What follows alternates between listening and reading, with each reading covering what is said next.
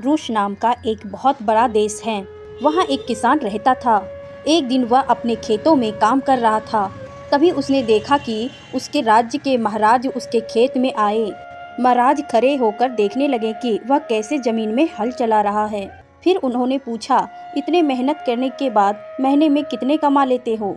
80 rouble, महाराज किसान ने आदर के साथ उत्तर दिया। और इन 80 रूबल को खर्च कैसे करते हो? महाराज ने पूछा। महाराज, मैं पूरे पैसे के 5 हिस्से करता हूँ।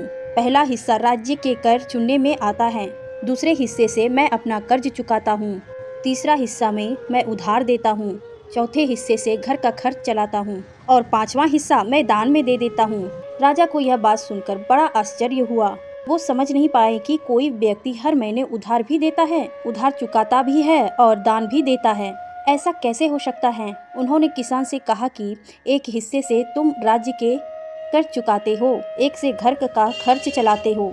यह बात समझ आई, लेकिन बाकी के 3 हिस्से वाली समझ में नहीं आई। जरा ठीक से समझाओ।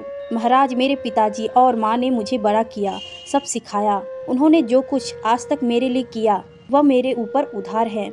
अब मेरी बारी है उनकी सेवा करने की, इसीलिए एक हिस्सा मैं उनकी देखरेख पर खर्च करता हूँ। इस तरह मैं उनका कर्ज चुकाने की कोशिश करता हूँ। अब उधार देने वाली बात, मेरा एक बेटा है। आज मैं उसके खाने पीने की, पढ़ाई की और बाकी सारी ज़रूरतों पूरी करता हूँ। इस तरह मैं उसे उधार दे रहा हूँ। कल को वह जब बड़ा होगा तो वह हमारी देखभाल करेगा, ठीक उसी तरह जैसे मैं अपनी माता पिता को करता हूँ। और तब मैं समझूंगा कि मेरा बेटा उधार चुका गया। रही बात दान करने की, तो यह एक हिस्सा मैं अपनी बेटी के लिए खर्च करता हूँ।